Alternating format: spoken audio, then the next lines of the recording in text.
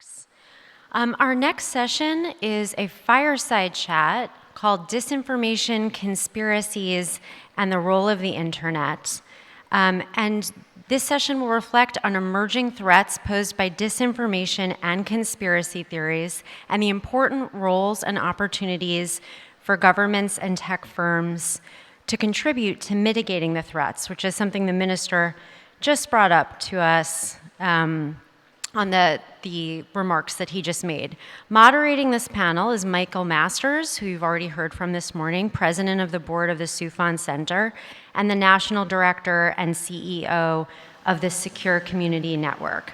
Michael is going to be joined by Max Rose, former United States Congressman from the state of New York, the great state of New York.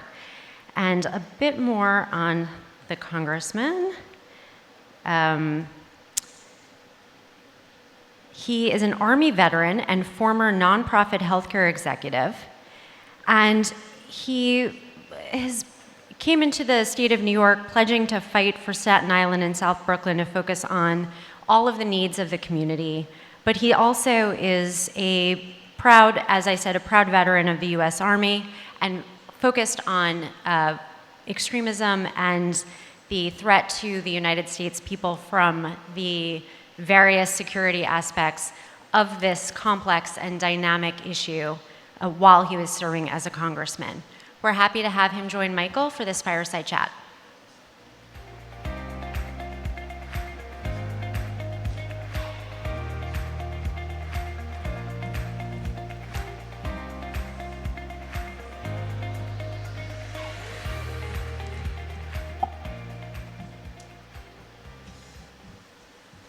So it is a pleasure to sit with the congressman and friend.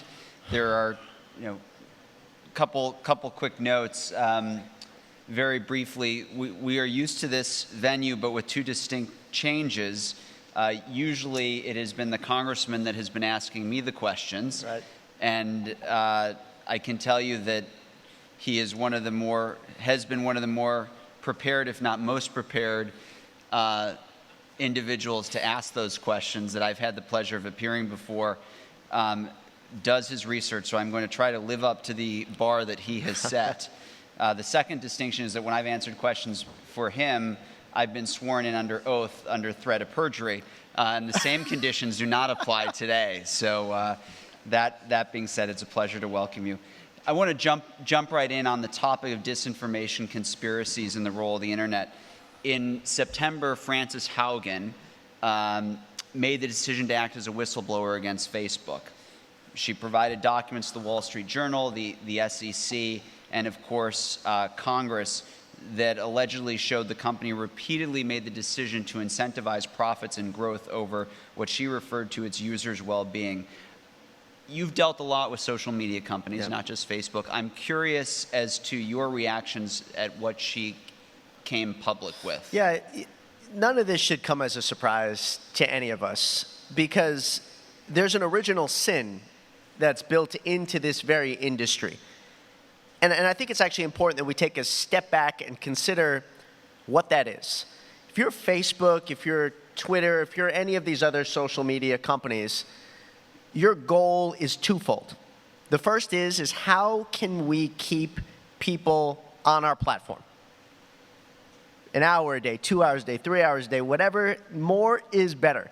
And then second is that how do we hyper-target them with advertisements, with paid advertisements thereafter?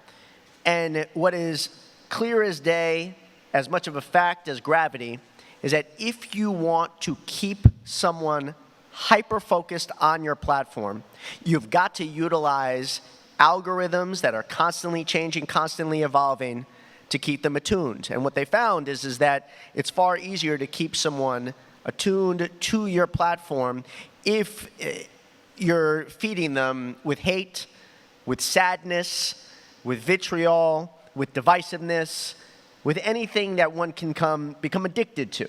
Now, sometimes this is not always a virulent conspiracy theory. Other times it can be something that just hooks normal human beings. Now, I'm sure no one has ever broken up with you, but I can tell you that for us mere mortals, when someone breaks up with you, you find that yourself looking at the pictures of your ex, right? There's a reason I've why. heard this. I've heard this. You've heard this, right? I'm sure friends have told you. Social media will push those photos to you. That is by its very nature unhealthy. And what this revelation that we saw from the whistleblower recently said that, yes, for young people, for women dealing with body issues, you are finding the same exact thing, that it is not a healthy situation. Again, we go back to that original sin, that this is no surprise. So I was going to ask you, what should social media companies be doing to stop the spread of misinformation and hate speech? But that implies that they want a proactive role at all. And from what you're saying, it's not even a question of what they should be doing. They don't want to do it. No, again, you look at the aesthetic of the industry, and I think that it's largely masked our perception of them. That they're often wearing T-shirts. You're not seeing nearly as many opulent signals of wealth as you see on Wall Street, for instance. This is big business. And these are public companies, and they have one responsibility and one responsibility only, and that is to their shareholders. They don't have a legal responsibility to the populace. What's ironic, though, is that as we consider our relationship with tech, and these are massively unprecedented technologies, but the dynamic in and of itself, that between the public sector and the private sector, is not anything new. We just have to reorient our thinking. So could you imagine, for instance, that you look at auto companies with airbags, right? We would never say, in the face of whatever major auto company you're considering, okay, it is your responsibility to make sure that you have airbags that deploy. We're just going to trust that you do it. Pretty please. We would never do that. It is mandated by law, significant inspections down to the detail. I do not think that we should be trusting any public company to do necessarily what is right every step of the way, particularly when their very business model relies often on doing the wrong thing. There's an original sin to all of this. Now, I'm not against innovation. I'm not against tech. But I do believe that there's a role and function for government to push back against the natural impulses inherent in a free market society that will drive businesses to do things that are against the public good. So it's interesting, your example with the auto industry and airbags, because the auto industry knew the value of airbags and seatbelts for decades and didn't make those required in cars. They didn't voluntarily put those in cars until government stepped in. So you think of other industries, tobacco. Yep. Right, same situation. So you sat as a United States Congressman. Tell us about the engagement interaction that you had with the tech companies and sort of any movement, progress. What should we be optimistic about, and on the other side of the ledger, what should we be pessimistic about? Yeah, so, and as we think about what we're concerned with in regards to social media, it falls into multiple buckets. You have counterterrorism, then you have illicit content. Child pornography is one of the examples of this, both of which there's near unanimous consent in the Western world that this content has no place on social media. Then you move on to hate speech. There becomes to some more division, particularly in the United States of America, in and around the First Amendment. Then you move on to content like conspiracy theories and misinformation and so on and so forth. And then you move on to just general disagreement. Now, what social media companies will want to do often is merge everything together, right? They'll want to say, well, we can't go up against the First Amendment, so we shouldn't do anything. No one's saying that, right? No one's saying that. So what I made it an explicit intent to do as a member of Congress is to focus on that which there was clear, unabashed agreement, counterterrorism being the principal focus. And so what we found, though, every step of the way was that there was an unwillingness to be overly proactive. They said, well, we have to wait until the designations change by the State Department. We have to wait until the list of specially designated terrorist groups changes by the State Department until we're going to do anything. So we had to go through the entire rigmarole of getting, for instance, the Russian imperial movement changed, put onto the specially designated terrorist group. Then when we pushed a piece of legislation called Raise the Bar Act. Now get this. Raise the Bar Act called for social media companies to engage in a public-private partnership with universities and trusted flaggers in a voluntary manner, to merely measure how well they were doing at removing terrorist content from their platforms every year. It asked that the social media companies, and these are multi-billion-dollar behemoths, contribute roughly a few $1 million a year to this program. What did they say? They said absolutely not. They spend more money on sushi for their employees than what we were asking them to do when it came to just showing the American people, showing the entire world how well they are taking terrorist content off of their platforms. They said no. Now, why did they say no? And this, again, goes back to the fact that we need to start looking at this sector like we look at other big business. I believe that they said no to this because they are concerned about cascading legislation. Oh, well, if they do this, then next thing you know, Section 230 is coming along thereafter, and they'll regulate us out of business. They'll change our entire business model.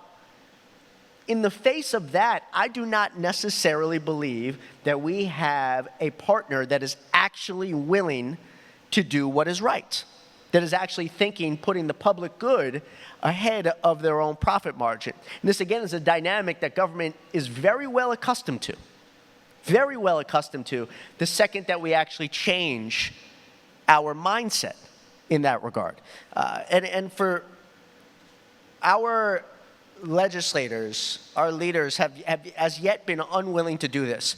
If we look ahead to the 2040s, the 2050s, the 2060s, I genuinely believe that the period from 2010, 2008 to roughly now to 2025, let's say, will be viewed as this incredible Wild West moment where there was this totally unregulated industry that we just stood on the sidelines and allowed to put society into relative chaos as a result.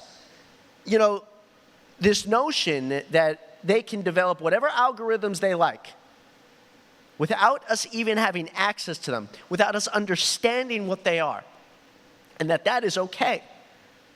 This notion that we give away our data for free, one of the most valuable resources available to each and every human being.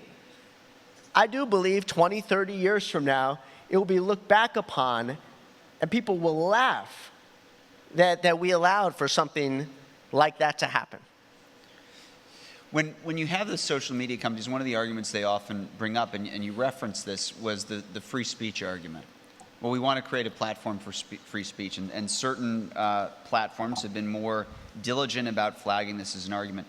Of course, they don't have a free speech obligation. They're not a governmental entity. So when you're sitting there as a member of Congress listening to this, sure, with an acute understanding of the First Amendment, where did that hit for you? Was it? They introduced the free speech argument very intentionally to sideline the debate in and of itself. There's a few reasons why that argument is totally irrelevant. The first is that whenever you sign up for one of these social media companies, you consent to be a part of the platform. So from the second that happens, it is a private business relationship of sorts. And they can put whatever terms they want, right? So that's the first thing. So we've already established that they're taking terrorist content down. Not enough, but they are. Mm-hmm. So the free speech doesn't apply there. Secondly, this notion in America that the First Amendment grants an absolute right to free speech under any circumstances is completely wrong, hence why you can't yell fire in a crowded movie theater. But I think third and most importantly, the problem here is not someone's ability on their platform to say what they think. That's not the problem here. Because let's be honest with one another. Conspiracy theories weren't created in the 21st century. Social division, civil division wasn't created in the 21st century. Mass movements weren't created in the 21st century. Civil strife wasn't created in the 21st century.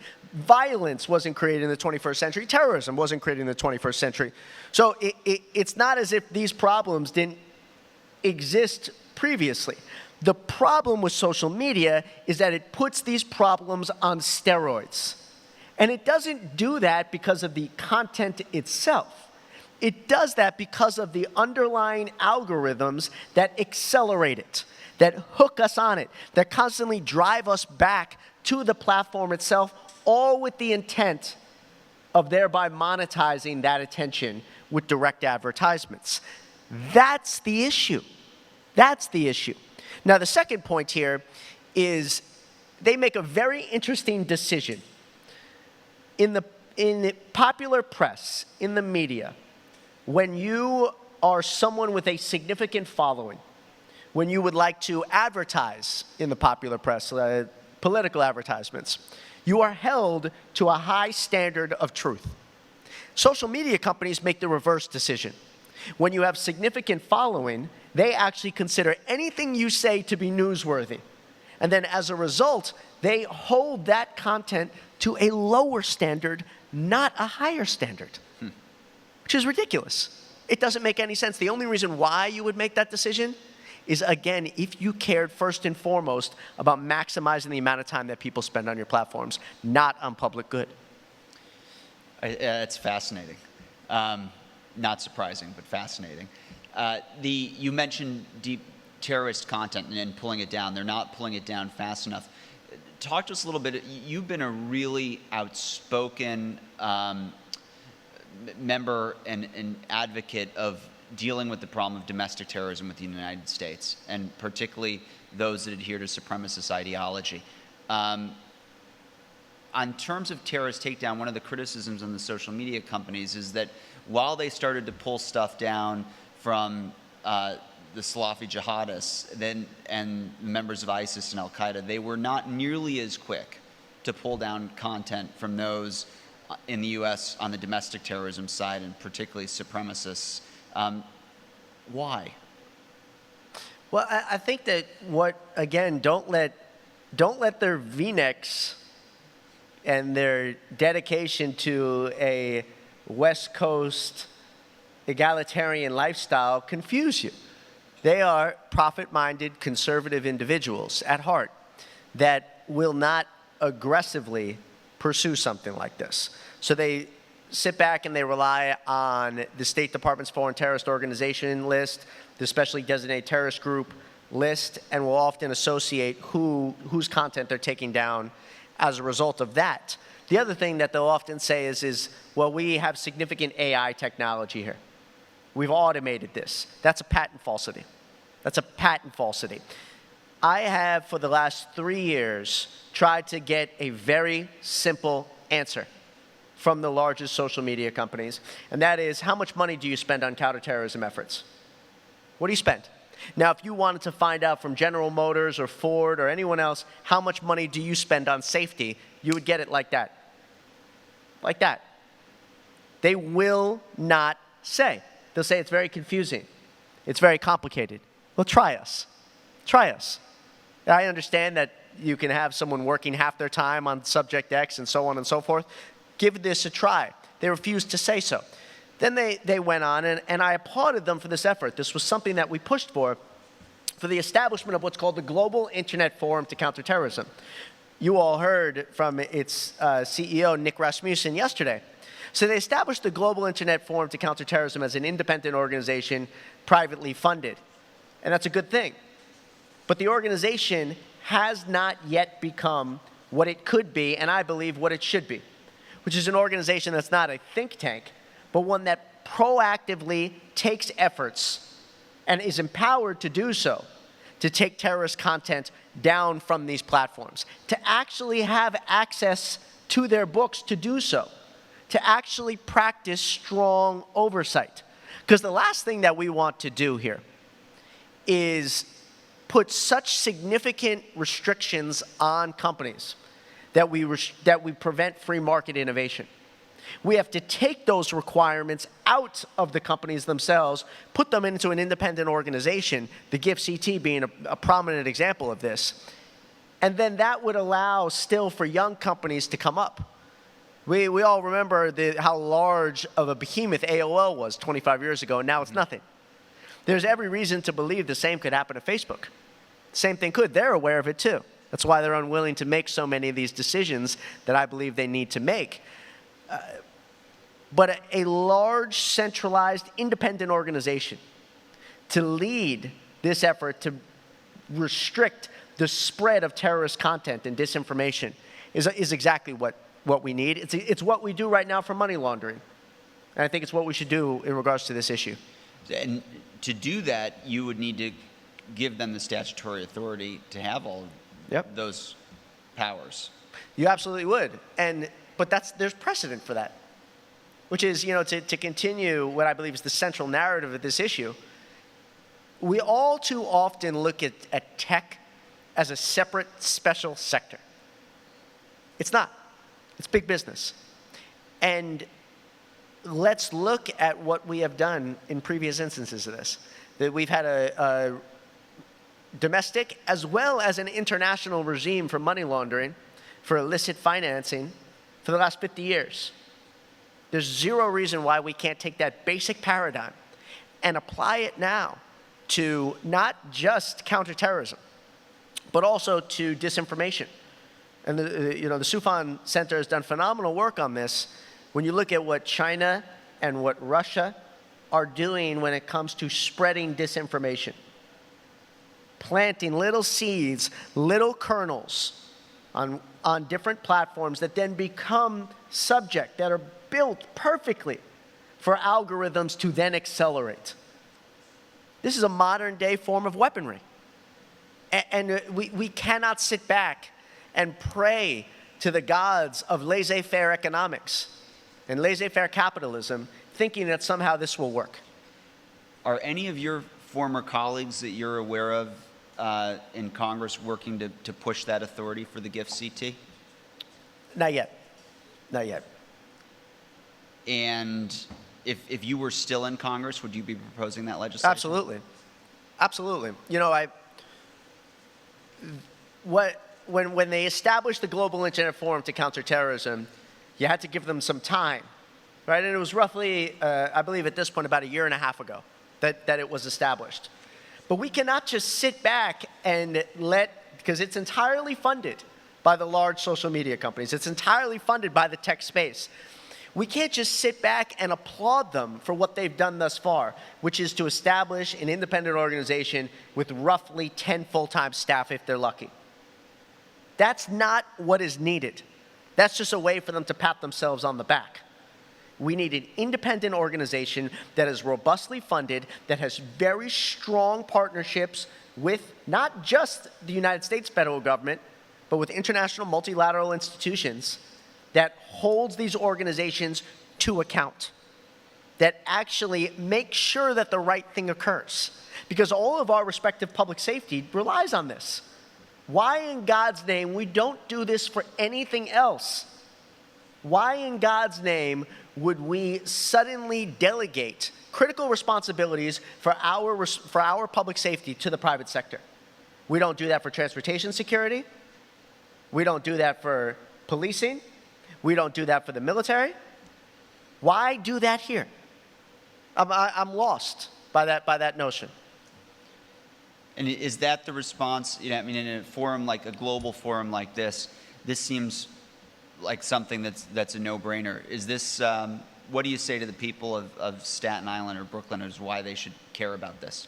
Well, again, I view this as an issue of public safety. If you care about making sure that we have adequately well-funded law enforcement agencies, if you care that we have robust intelligence services, if you care about any of the issues that so many of you spend each and every day of your professional lives caring about, this is just as critical a matter of public safety. If you look at terror, counter-terror, for instance, in the 80s and the 90s, the basic model of terrorism was going to foreign training camps. Then, if you look at what happened post 9/11, the basic model was going to fight in overseas wars. Then you move on to the rise of ISIS, and it became, that even accelerated even more. But much more recently, the principal mode of radicalization has been within the confines of someone's home. Within the confines of someone's home. And then secondly, and this is the perfect venue to speak about this, the hardest thing to do when it comes to counterterrorism is to show a sense of urgency, not after an attack, but prior. Is to try to actually engage in strong, robust preventative action. If we do not focus on the massive acceleration of disinformation and terrorist content that is principally fueled by these technology companies, then we will be flat-footed in the face of a future attack. And people deserve so much more than that. So you brought up a really interesting point that I wanted to come back to when you mentioned the issue of designation. So the tech companies and others went to the point of, well, we can't do it because there's not clear standards. So of course you identified a way around that, which was you, along with 40 of your colleagues, called in the State Department to designate certain organizations, white supremacist organizations, as foreign terrorist organizations. Can you tell us about how you came to that decision, and then get into RIM, who you mentioned a little bit before? So the biggest myth about domestic terrorism in the United States of America is that it is domestic at all. The biggest myth about domestic terrorism in the United States of America is that it is domestic at all. If you look at every single locally based white nationalist extremist organization in the United States, whether it is the base, Atomwaffen, so on and so forth, they all have significant global connections. Now, then you juxtapose that with the fact that whether it's Canada, whether it's the UK, whether it is other EU nations, they are all at this point in time labeling white nationalist, far-right extremist organizations as domestic terrorist organizations. The United States, still to this day, has been unwilling to label any white nationalist organization, white extremist, far-right extremist organization as a foreign terrorist organization. It leaves you to believe that there's no excuse for this, but deep-seated underlying racism that is at the foundation of our counterterror policies. Beyond that, though, what's fascinating is, so we pushed in a bipartisan manner to get some of these organizations labeled. Didn't require any act of Congress, but we wanted to voice that it was the opinion of Congress that the State Department should do this. And the Trump administration, Nathan Sales, Ambassador Sales, who's here, led this team which did this, did end up labeling the Russian imperial movement as a specially designated terrorist group. Now, that's not as good as a foreign terrorist organization, because when you label an organization as a foreign terrorist organization, you then can charge those who support the organization, who interact with the organization, who recruit for the organization, with providing material support. It's a tremendous tool for law enforcement and for surveillance. But nonetheless, they did do something. The very next day, the social media companies acted.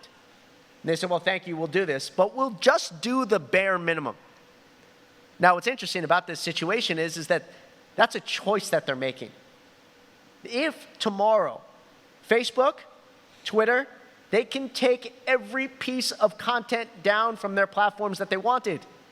Every single one. The only reason why they would not do that is because that's a very bad business decision. They would not reject doing that out of an issue of morality. They're not taking morality into account. It's merely a profit margin decision. That's it. That's it. The unfortunate situation right now, though, is that nearly 1 year into the Biden administration, the Trump administration labeled one global white nationalist organization as a terrorist group. The Biden administration has not labeled any. And that is something that I sincerely hope changes.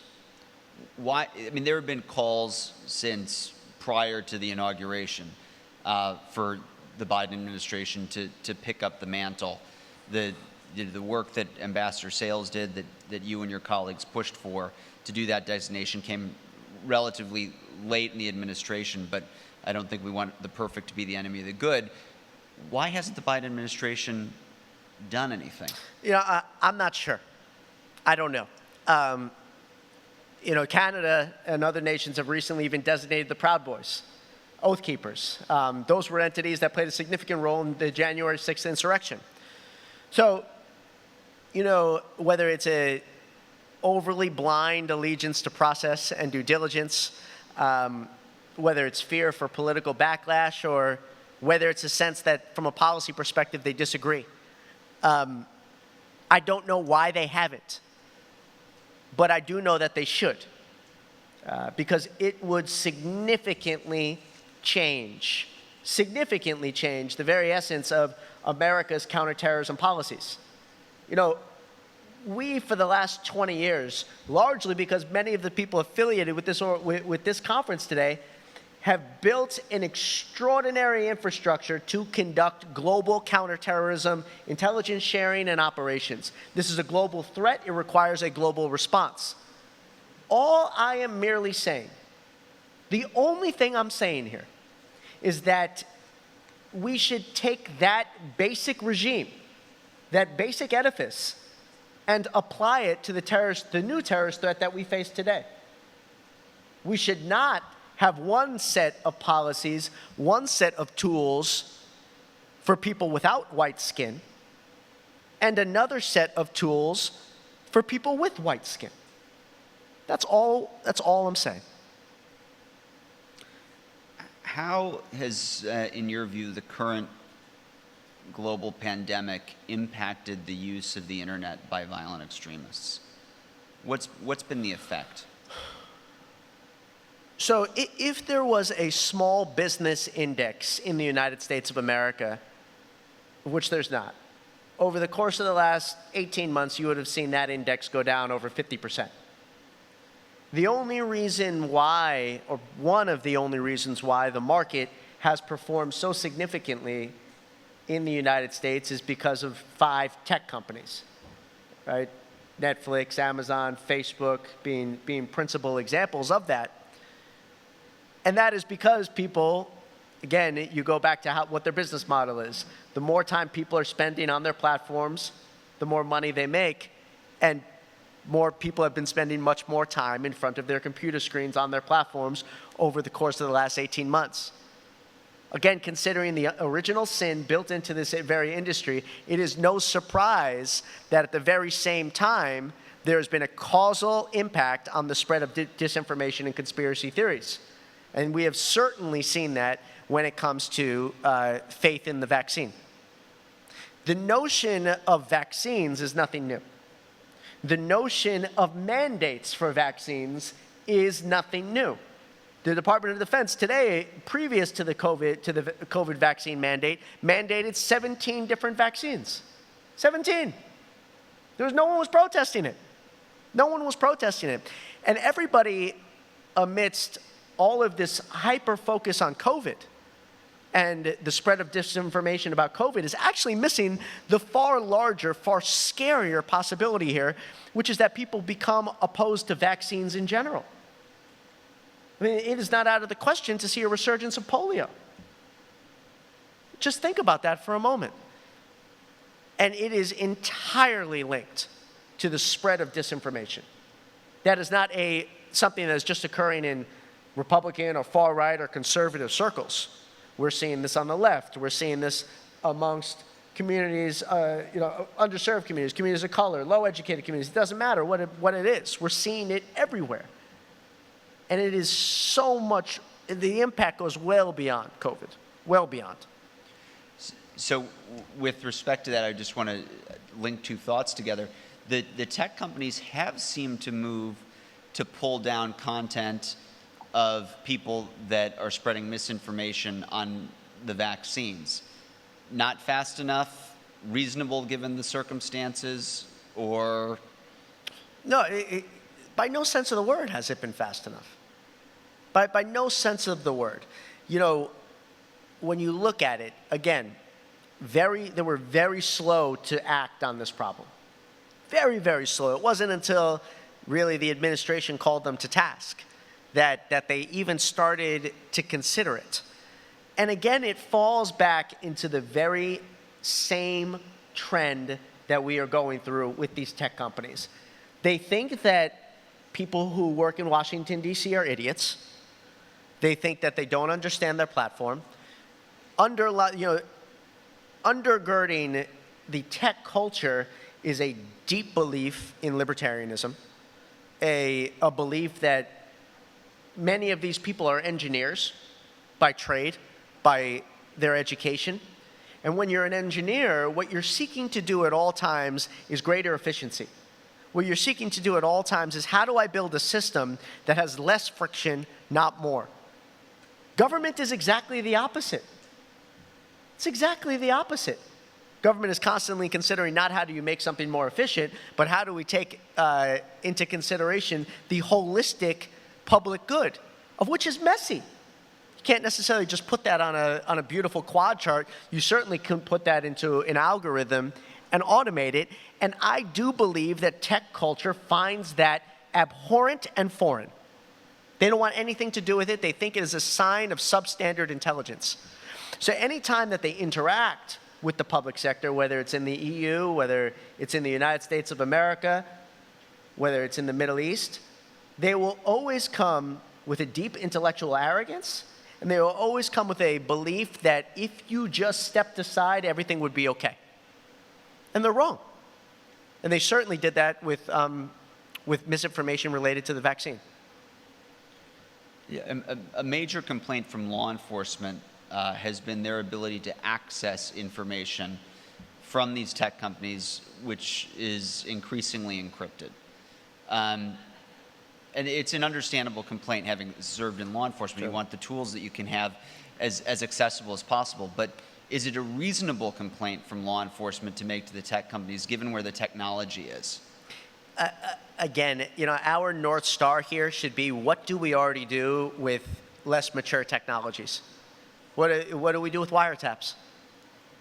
Right, there's a regime, there's a set of statute that's already built out to say that under certain conditions, you will be able to grant access to this. Now, what the tech companies will say in response, very naturally so, is, well, if we build some type of opening for this, for law enforcement to get into, well, then anyone else could get into it too. Now, you know this, I know this. They constantly lean back on that excuse and connect it to their unwillingness to do anything. To do anything. These are organizations, if you just look at Apple, they have spent hundreds of billions of dollars just on share buybacks. The tech sector as a whole, over the course of the last 10 years, over $1 trillion on stock buybacks alone. Yet they will not invest anything in a partnership with law enforcement to figure out some type of creative solution to this problem. That in and of itself tells you where their heart is. They're in fact moving in the opposite direction.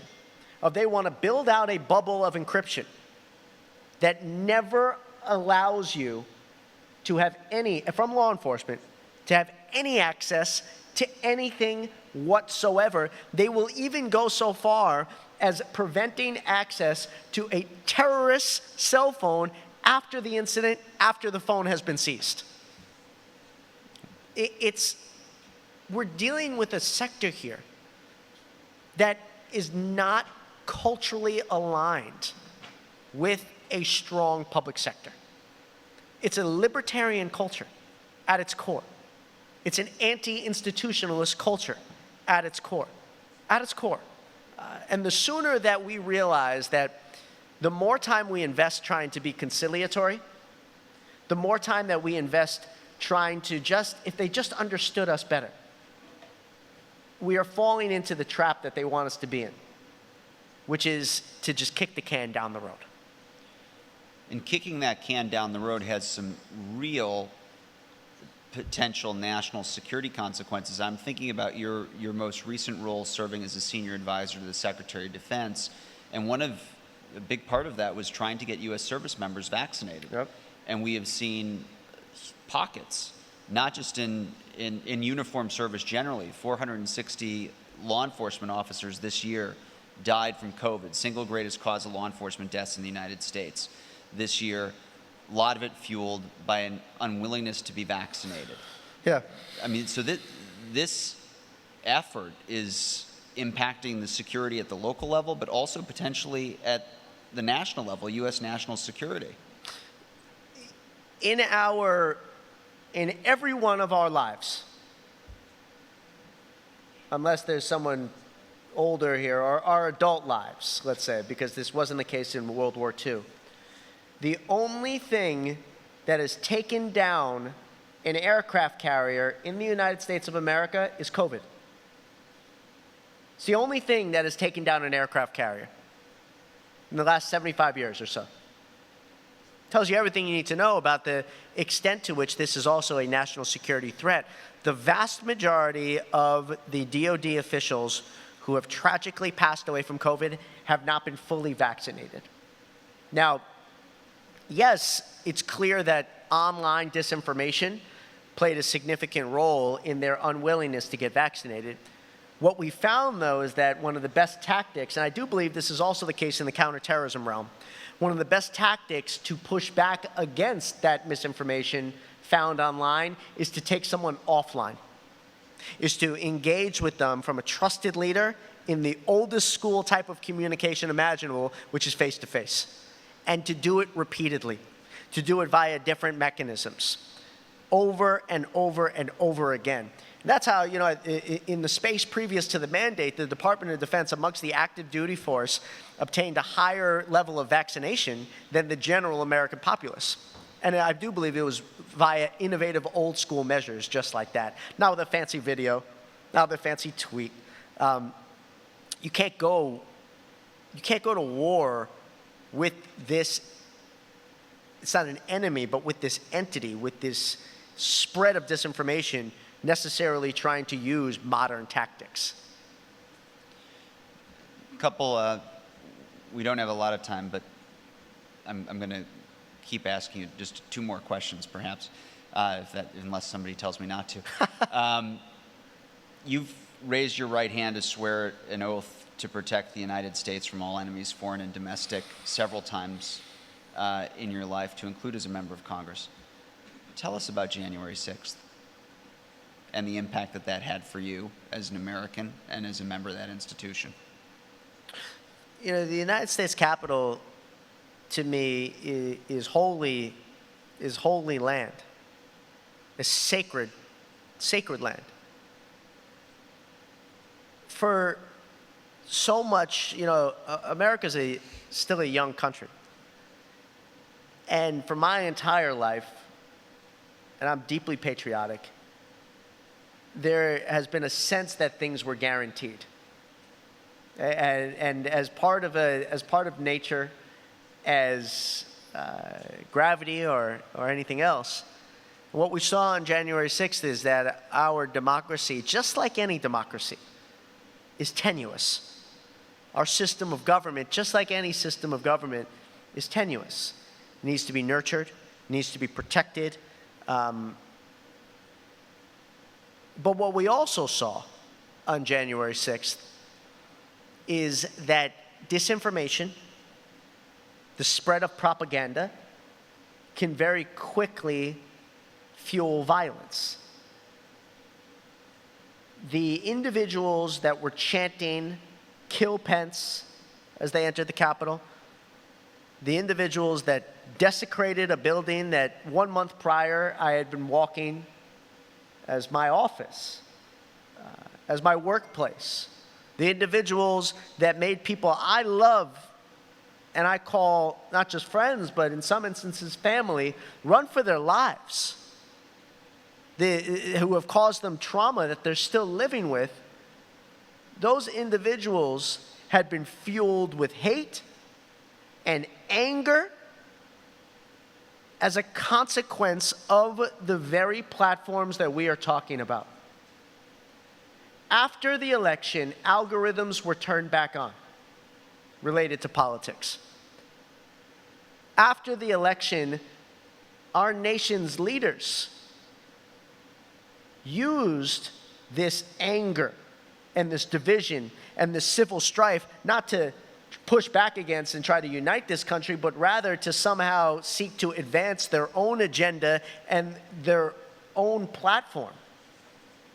And in the process, people lost their lives. And just as seriously in the process, we almost lost our democracy. And it's something that I personally will never forget. I think I can speak on behalf of all of us that we appreciate your service to that democracy and look forward to whatever fight you'll be in next. Absolutely. So, ladies and gentlemen, Congressman Max Rose. Thank you, my friend.